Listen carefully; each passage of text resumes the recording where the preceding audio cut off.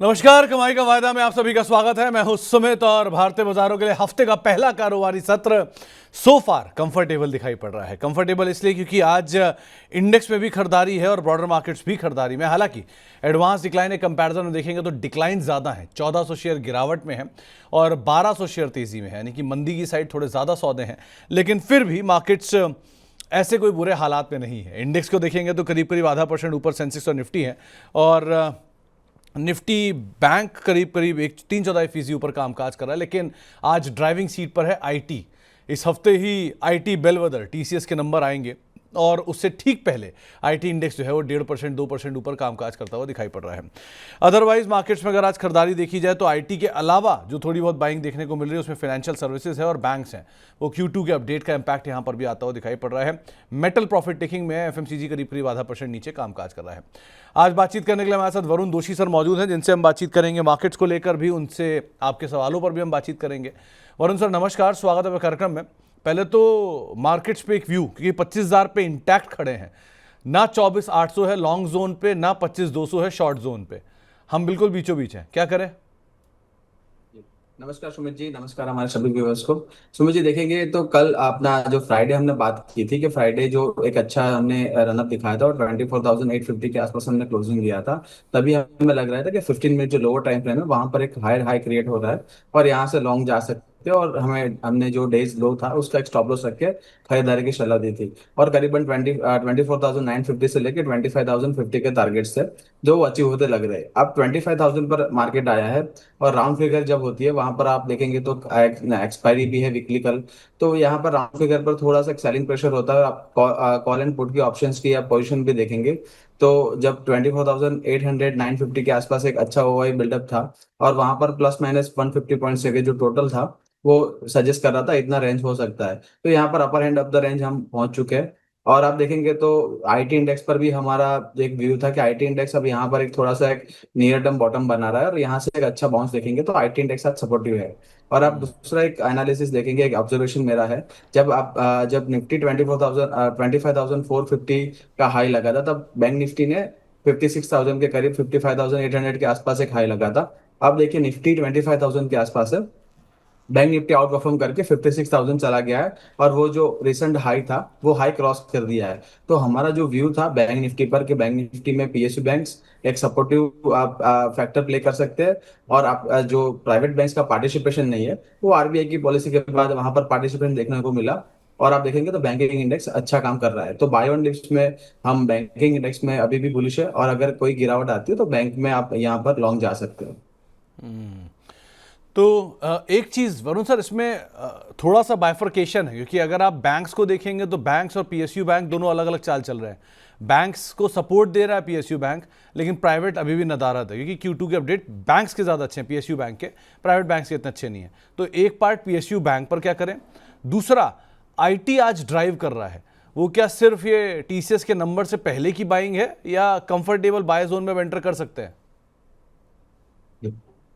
उसमें जब देखेंगे तो पीएसयू बैंक्स पर हमारा जब ब्रेकआउट दिया था PSU Nifty PSU bank index ने 7250 7300 के आसपास, तब हमारा 7700 का टारगेट था। तो आप देखेंगे तो कल के सत्र में आज आप देखेंगे तो 7650 के आसपास एक टारगेट नियर टर्म जो टारगेट था वो अचीव होता दिख रहा है। तो पीएसयू बैंक्स यहाँ पर थोड़ा कंसोलिडेट कर सकते हैं। और यहाँ पर कैनरा बैंक और बैंक ऑफ बड़ौदा में हम काफी बुलिश थे कि बैंक ऑफ बड़ौदा करीबन 272 टू 73 के आसपास का जो हमारा एक टारगेट था वो नियर टर्म टारगेट अचीव कर चुका है। लॉन्ग टर्म के लिए बिल्कुल 300 का टारगेट है, आप बिल्कुल बने रह सकते हो। और कैनरा बैंक में भी 128 के आसपास का टारगेट था, वो भी अचीव होता दिख रहा है।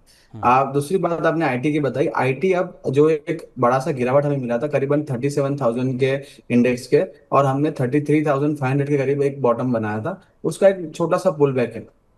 हमें और भी कंफर्मेशन चाहिए यहाँ पर कि आईटी इंडेक्स क्या करे सर। टीसीएस के रिजल्ट्स जो है वो काफी बड़ा इंपॉर्टेंट रोल प्ले कर सकता है, बट अभी भी हमें कंफर्मेशन नहीं मिला है कि आईटी में यहाँ से बॉटम बन के हम ऊपर जा रहे हैं। तो जो बॉटम बना है 33,500 के आसपास, वो एक स्टॉप लॉस रखेंगे। अगर वो बॉटम टूटता है तो आईटी इंडेक्स में और ज्यादा गिरावट पॉसिबल है नियर टर्म में। 33,500, इसको आप ध्यान रखिए। अगर वो पार हुआ तो आप फर्दर मतलब उसको अगर होल्ड कर गया बाजार तो शायद ये तेज़ी का कंफर्मेशन रहेगा। चलिए जरा कुछ सवालों को भी शामिल कर लेते हैं। गौरव तिवारी साहब का सवाल आए, हमारे मेंबर भी है। इनके पास हिंडाल्को की 780 की कॉल है 24 रुपए पर, और टाटा स्टील की 175 की कॉल है 4 रुपए पर। आपने मेटल की तेजी सबसे पहले पकड़ी भी थी। हिंडाल्को वैसे तो स्ट्रेंथ में है, आज थोड़ी प्रॉफिट टेकिंग में है, क्या किया जाए? सो मुझे हिंडाल को अपना 52 हाई के आसपास है, करीबन 790 के आसपास एक हाई लगाया था, और वहां पर एक नॉर्मल जो करेक्शन होता है डेली चार्ट्स पर, वो करेक्शन है करीबन 770 के आसपास। एक अच्छा सपोर्ट मिल सकता है। अगर 770 टूटता है तो 765 के आसपास दूसरा एक अच्छा सपोर्ट है। तो यहाँ पर हिंडाल्को में लॉन्ग टर्म के लिए या नियर टर्म में आप तेजी एक्सपेक्ट कर सकते हैं। ऑप्शन साइड थोड़ा सा मोमेंटम यहाँ पर फिजल्ड आउट होता दिख रहा है अपने जो लोअर टाइम फ्रेम से। तो एक स्टॉप लॉस मेंटेन करके चलिए, करीबन 770 के आसपास का एक स्टॉप लॉस मेंटेन करना बहुत जरूरी है। ऑप्शन साइड क्या होगा सुमित जी, अगर स्टॉक कंसोलिडेट करता जाएगा तो ऑप्शन का प्रीमियम डिके होगा और वहां पर भी लॉस होगा। तो यहाँ पर आप एक स्टॉप लॉस मेंटेन करिए, और जैसे ही मोमेंटम थोड़ा सा निकल जाता है स्टॉक के अंदर, तो आप ऑप्शन साइड एग्जिट कर लीजिए, क्योंकि ऑप्शन में अगर डिके होना शुरू होगा तो काफी बड़ा लॉस हो सकता है। और टाटा स्टील यहाँ क्या करें? 175 की कॉल जी है इनके पास 4 रुपए पे। जी। टाटा स्टील पर अभी मेरी सलाह रहेगी एक बार आप लॉस बुक कर लीजिए, या अगर आपका जो कॉस्ट टू कॉस्ट है तो एक बार आप निकल जाइए, क्योंकि टाटा स्टील में आप देखेंगे तो करीबन 175 के आसपास लगातार 2 बार रिजेक्शन मिला है, और करीबन 168 के आसपास एक सपोर्ट है। तो अगर आप थोड़ा सा आपके जो रिस्क रिवॉर्ड आपको अलाउ करता है तो 168 का क्लोजिंग बेसिस पर कैश में स्टॉप लॉस रखिए, या करंट मार्केट प्राइस पर भी आप एग्जिट कर सकते हैं, क्योंकि अभी आप देखेंगे तो करीबन 3-4% का एक रनअप चाहिए, और उसके बाद अगर स्टॉक चलता है तो आपका प्रॉफिटेबल होगा ट्रेड ऑप्शन साइड। तो यहाँ पर 175 के आसपास 2 बार रिजेक्शन मिला है, और 52 का ऑल टाइम हाई भी नजदीक है। तो यहाँ पर एक स्टॉक रिजेक्शन फेस कर रहा है, तो यहाँ पर ऑप्शन साइड एग्जिट करना जरूरी है। ओके, एक भाई डॉक्टर साहब वोडाफोन आइडिया का शेयर लेकर आइए। अभी अभी एक नोज ड्राइव स्टॉक ने मारा है। वो नोज ड्राइव की वजह भी है कि जो एजीआर को लेकर इनका केस था उसकी सुनवाई फिर से टल गई है। 6 अक्टूबर उसकी सुनवाई थी, अब वो टलकर 13 अक्टूबर हो गई है, तो 14 अक्टूबर इनफैक्ट हो गई है। तो ये नहीं सॉरी 13 अक्टूबर हो गई है। तो उसका एक इम्पैक्ट है स्टॉक में, एक 4% के आसपास का नीचे का गोता लगता हुआ दिखाई पड़ा है। दीपेश कौंडियाल साहब के पास निफ्टी की 24,950 की कॉल है 50 रुपए पर। अब ये प्रॉफिट बुक कर चुके हैं इसके ऊपर। इन्होंने 25,000 के ऊपर अब ये टिक पाएगा तो ये रिक्वेस्ट किया है। अब आप बताइए कि क्या किया जाए? हीरो जीरो को दिख रहा है क्या यहाँ पे? सुमित जी, मेरी सलाह रहेगी अगर प्रॉफिटेबल है ट्रेड आपका तो यहाँ पर एक बार एग्जिट करिए, क्योंकि अब 25,050 के आसपास एक रिजेक्शन आ सकता है। और आप देखेंगे तो आवरली चार्ट्स पर भी अभी जो शॉर्ट टर्म मूविंग एवरेज है इतना पॉजिटिव ट्रेड नहीं दिखा रही है। तो हो सकता है सेकंड हाफ में हमें एक थोड़ा सा एक डीप भी मिल जाए, और करीबन 24,950-900 के आसपास अगर डीप मिलता है तो वापस एंटर कर सकते हैं 24,850 के स्टॉप लॉस से। तो यहाँ पर शॉर्ट टर्म में एकदम नियर टू शॉर्ट टर्म एकदम हमें अच्छा मूव लग रहा है। बट हो सकता है कि जो रेजिस्टेंस जोन है वहां से एक हमें सेलिंग प्रेशर भी देखने को मिले। तो प्रॉफिटेबल है ऑप्शन ट्रेड तो बिल्कुल बुक कर लीजिए, क्योंकि कल वीकली एक्सपायरी है, और फिर प्रीमियम जब डीके होना शुरू होगा तो काफी जल्दी प्रीमियम डीके होता है। तो एक राय यहाँ पे आपको दी गई है निफ्टी को लेकर भी कि आपको किस तरह की सिचुएशन यहाँ पे कैरी करनी है। कुछ और स्टॉक्स की अगर बात की जाए तो एक बारी प्रोमिनेंट स्टॉक में दो नाम देखिए, एक टीसीएस और दूसरा रिलायंस। दोनों में ट्रिगर है। टीसीएस के तो नंबर्स हैं इस हफ्ते में, और रिलायंस के लिए जो न्यूज़ फ्लोज आ रहे हैं कि ये जियो का आईपीओ फाइनलाइज कर सकते हैं जल्दी। सो क्या करना चाहिए इन दोनों में? तो जब टीसीएस में देखेंगे तो काफी बड़ी गिरावट आ रही थी, और करीबन 29,90 के आसपास एक अच्छा बॉटम बनाने की कोशिश की थी स्टॉक ने। और करीबन हमारे पास 3 बार जो ऐसे इंस्टेंस थे वहां पर टीसीएस ने सपोर्ट लिया था, और करीबन 3250 के लेवल हमें देखने को मिले थे। वापिस H1B वीजा का जो न्यूज है और जो आईटी इंडेक्स में हमने सेलिंग प्रेशर देखा तो टीसीएस ने लीड किया था, और जो एक बॉटम बनाने की कोशिश की थी वो बॉटम तोड़ के करीबन 2860 के आसपास के हमें लेवल देखने को मिले। अब जो लेवल ब्रेक किया है वो रिटेस्ट हो रहा है। तो टिपिकल चार्टिंग पैटर्न देख रहे हैं तो वहां पर जो सपोर्ट था वो रेजिस्टेंस हो सकता है, और वहां पर अब जो रेजिस्टेंस है वो रिटेस्ट करने जा रहा है। तो यहाँ पर हमें 3050 का एक क्लोजिंग चाहिए। 3050 के ऊपर अगर क्लोज देता है स्टॉक देने में क्षमता रखता है, तब हम मानेंगे कि यहाँ पर जो एक बॉटम था वो जो एक ब्रेकडाउन था वो फॉल्स ब्रेकडाउन था, और यहाँ से स्टॉक वापस ऊपर जा रहा है, और करीबन 3250 के वापस यहाँ पर लेवल अचीव हो सकते हैं। तब तक सेल ऑन राइज रहेगा करीबन 3000 के आसपास अगर स्टॉक हमें मिलता है तो यहाँ पर एक सेल कॉल इनिशिएट करके चलना चाहिए 3050 के स्टॉप लॉस के आसपास, और लोअर लेवल यहाँ पर पॉसिबल दिख रहे हैं। दूसरा आपने रिलायंस बताया सुमित, रिलायंस आप देखेंगे तो करीबन 1350 से लेके 1430 का एक जोन में चल रहा है, और अपना जो डेली का जो 200 एसएम है उसके इर्द गिर्द यहाँ पर कंसोलिडेशन कर रहा है।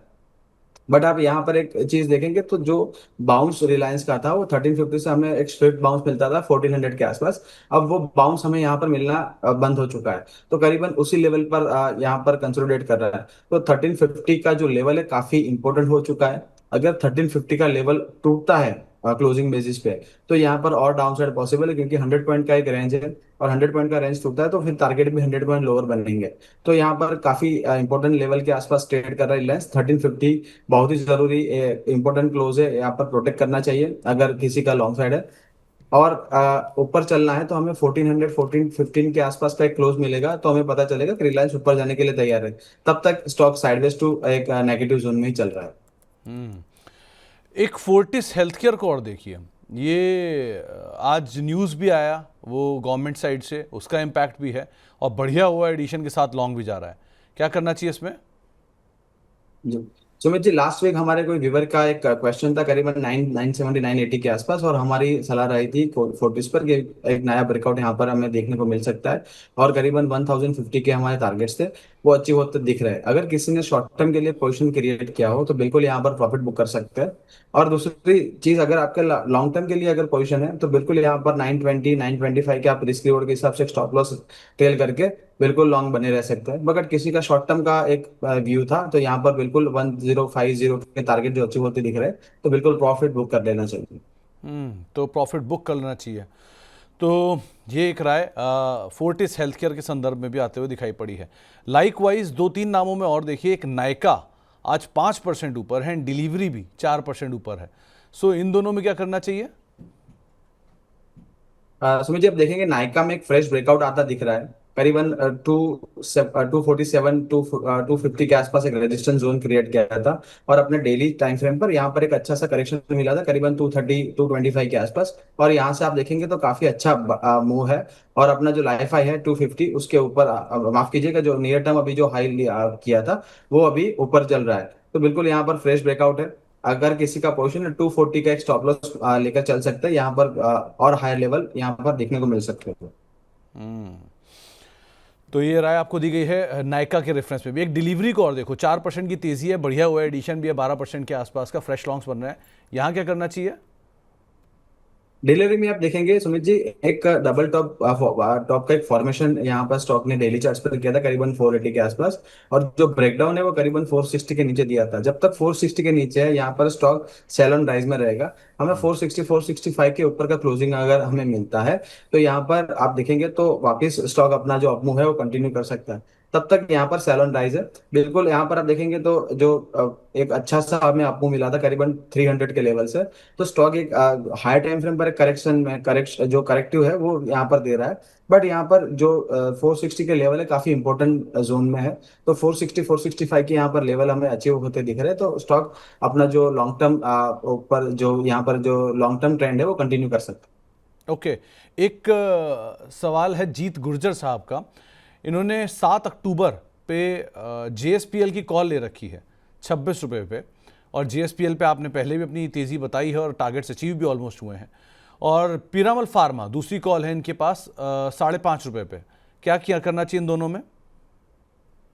सुमित जी, यहाँ पर स्ट्राइक प्राइस उन्होंने मेंशन की होगी या नहीं की है? एक इन्होंने स्ट्राइक नहीं बताई जीएसपीएल की। 26 रुपये पे उन्होंने बोल रखा, अक्टूबर 26 की कॉल ले रखी है एक, और पिरामल फार्मा की ले रखी है 5.5 रुपये के दाम पे। सो मतलब प्राइस क्लियर नहीं है, लेकिन दोनों के चार्ट्स, जीएसपीएल और पिरामल फार्मा के चार्ट क्या इंडिकेट करें डॉक्टर साहब? जीएसपीएल नहीं, जेएसपीएल।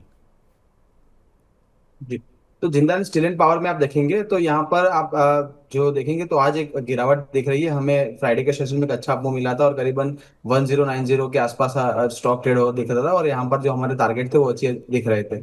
आज भी एक गिरावट है। आई थिंक ये गिरावट में आप बाइंग अपॉर्चुनिटी है, करीबन 1030 के आसपास एक अच्छा सपोर्ट है। तो यहाँ पर अगर किसी को कैश में अक्यूमुलेट करना है तो बिल्कुल कर सकते हैं। मेटल इंडेक्स में आप देखेंगे तो काफी अच्छा बढ़िया तेजी का रुझान है, तो यहाँ पर बिल्कुल ऐड कर सकते हैं।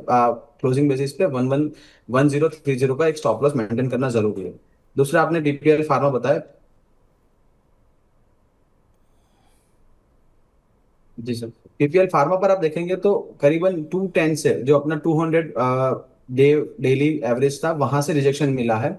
और करीबन अपना जो लॉन्ग टर्म सपोर्ट है करीबन 180-84 के आसपास यहाँ पर स्टॉक ने सपोर्ट लेने की कोशिश की है। 180 का क्लोजिंग बेसिस पे काफी इंपॉर्टेंट सपोर्ट है। अगर 180 अगर क्लोजिंग बेसिस पर यहाँ पर क्लोज होता है तो आपको कोई भी लॉन्ग है आपकी निकल जाना चाहिए, क्योंकि स्टॉक काफी एक वीक टेरिटरी में चला जाएगा और करीबन 160-165 के लेवल भी आ सकते हैं। तो यहाँ पर एक स्ट्रिक्ट स्टॉप लॉस मेंटेन करना चाहिए 185 क्लोजिंग बेसिस पर। और उसके नीचे अगर स्टॉक ट्रेड करता है तो यहाँ पर आपको एग्जिट करना चाहिए आपकी अगर लॉन्ग टर्म पोजीशन है। एक सवाल और है अक्षय गुप्ता साहब का। इन्होंने एल का फ्यूचर ले रखा है 3710 रुपए के दाम पे और एच एल 4828 रुपए के दाम पे। लॉन्ग है दोनों, क्या किया जाए इनमें? क्या टारगेट, क्या स्टॉप लॉस? जी, एल सुमित जी आप देखेंगे तो काफी बिल्कुल बढ़िया एक स्ट्रक्चर आप देखेंगे तो है। और यहाँ पर अपना जो हायर टफ एंड हायर जो हाइस है वो यहाँ पर बनाता हुआ दिख रहा है स्टॉक। करीबन 3680 का अगर आपका बिल्कुल शॉर्ट टर्म अगर है आपका व्यू, तो 3680 का स्टॉप लॉस मेंटेन करिए। आने वाले दिनों में एल काफी बड़ा ब्रेकआउट मुझे यहाँ पर कंफर्मेशन दिखाई दे रहा है। करीबन 3950 से लेकर 4000 के लेवल भी आ सकते हैं। तो एक छोटा सा स्टॉप लॉस 3680 का मेंटेन करिए। और यहाँ पर आप देखेंगे तो तीनों टाइम फ्रेम, अगर लॉन्ग टर्म आप देखेंगे मंथली, वीकली और अपना पोजीशन टाइम फ्रेम डेली, सारे टाइम फ्रेम पर एक साथ ब्रेकआउट दे रहा है। तो यहाँ पर काफी बड़े टारगेट बन सकते हैं। 3680 का स्टॉप लॉस मेंटेन कर सकते हैं अगर शॉर्ट टर्म का व्यू है। अगर थोड़ा सा आपका मीडियम टू लॉन्ग टर्म का व्यू है तो 3650 3630 का लेवल भी एक बहुत ही बढ़िया सपोर्ट क्रिएट किया है स्टॉक ने कंसोलिडेट करके। तो वो स्टॉप लॉस भी आप मेंटेन कर सकते हैं। तो यहाँ पर एक स्ट्रक्चर अच्छा दिख रहा है। दूसरा सुमित जी कौन सा स्टॉक बताया आपने? H L. तो मुझे एचएल आप देखेंगे तो काफी वॉलेटाइल स्टॉक है। और यहाँ पर आपके जो रेंजेस है जो स्टॉक के काफी बड़े हैं। तो करीबन 5000 से लेके 4300 के यहाँ पर हमें जो लेवल्स देखने को मिल रहे हैं। अब जैसे आप देखेंगे तो 5200 से जो करेक्शन आया था वो करीबन 4250 के आसपास यहाँ से हमें बाउंस देखने को मिला है। और यहाँ पर चार्ट आप डेली चार्ट पर आप देखेंगे तो एक हायर लो क्रिएट करने की कोशिश कर रहा है स्टॉक करीबन 4700 के आसपास। जब तक 4700 के आस ऊपर स्टॉक का अगर मेंटेन करता है लेवल्स, तो आपको बाय ऑन डिप करना चाहिए। बिल्कुल बढ़िया यहाँ पर स्ट्रेटेजी है बाय ऑन डिप करने के लिए। तो 4700 4650 के नीचे का एक स्टॉप लॉस मेंटेन करिए शॉर्ट टर्म में। और यहाँ पर जब भी डिप आती है यहाँ पर आप एक्यूमुलेट कर सकते हैं। जैसे ही स्टॉक 4950 5000 के ऊपर चलना शुरू करेगा, लग रहा है यहाँ पर हमें कि अपना जो 52 एक हाई है, ऑल टाइम हाई 5600, वो भी क्लियर करने की क्षमता दिखा रहा है। तब यहाँ पर कंडीशन एक ही है, 4700 के ऊपर स्टॉक यहाँ पर अपना जो लेवल है वो मेंटेन करना चाहिए क्लोजिंग बेसिस पर। तो एक चीज और यश साहब ने पूछा है, LTIM का इनके पास 5500 की कॉल है 201 रुपए के दाम पे, इसमें क्या करना चाहिए? सुमित जी आप देखिए LTIM अभी तो ट्रेड कर रहा है 5250 के आसपास। और जो व्यूवर का जो कॉल जो है ऑप्शन काफी आउट ऑफ द मनी है 5500। तो यहाँ पर स्टॉक में एक बॉटम बन रहा है करीबन 5200 के आसपास। बट 5500 जाना काफी एक स्ट्रेच्ड एक मूव होगा। और यहाँ पर अगर स्टॉक वहां तक पहुंच भी रहा है अगर एक्सपायरी तक, तब भी उनका जो प्रीमियम है काफी डिके हो सकता है। तो यहाँ पर काफी आउट ऑफ द मनी है। मुझे लग रहा है अगर इतना out of the money call है या तो यहाँ पर आपको एक स्टिक स्टॉप लॉस मेंटेन करना चाहिए कॉल अपना ऑप्शन के प्राइसेस के आसपास, क्योंकि यहाँ पर स्टॉक अच्छी मूव दिखा रहा है बट 5500 काफी दूर है। तो अगर स्टॉक कंसोलिडेट करके ऊपर जाएगा तो उनका जो ऑप्शन का प्रीमियम है डिके होता रहेगा और यहाँ पर काफी बड़े लॉसेस होने की संभावना है। ओके, एक और सवाल ले लीजिए। वो सवाल आया हुआ है डिक्सन के ऊपर। अक्षय गुप्ता साहब का ही सवाल है। इनके पास 16220 के दाम पर डिक्सन लॉन्ग है और HDFC बैंक है 980 पे लॉन्ग। इन दोनों में क्या करें? जी, आप डिक्सन का चार्ट देखेंगे सुमित जी, करीबन 18,500 से एक बड़ा करेक्शन देखने को मिला था। और करीबन 15,800 के आसपास जो अपना 200 SMA है वहीं से एक बाउंस मिला था। और हमारी पिछले हफ्ते जो कोई व्यूवर का एक क्वेश्चन था वहां पर भी खरीदारी की सलाह रही थी, क्योंकि आप देखेंगे तो काफी बड़े टाइम फ्रेम पर स्टॉक पॉजिटिव मोमेंटम में था।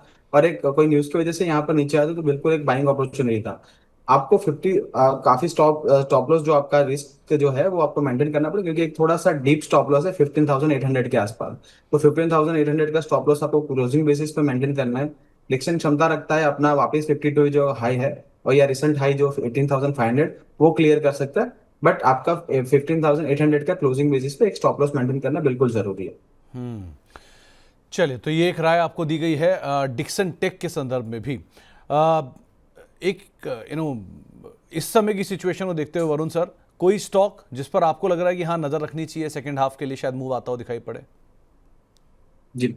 यहाँ पर आप देखेंगे तो मन्नपुरम फाइनेंस, आप देखेंगे मुथूट फाइनेंस और मन्नपुरम जो गोल्ड रिलेटेड स्टॉक्स है, और गोल्ड में आप देखेंगे एक तरफा तेजी चल रही है। तो हम्म। मन्नपुरम एक कंसोलिडेशन जोन में था, और मुथूट आप देखेंगे तो काफी आउट परफॉर्म कर रहा था। यहाँ पर मन्नपुरम भी मुथूट की तर्ज पे ही आप आई थिंक काम करने का शुरू कर सकता है और अपना जो मोमेंटम है कंटिन्यू कर सकता है।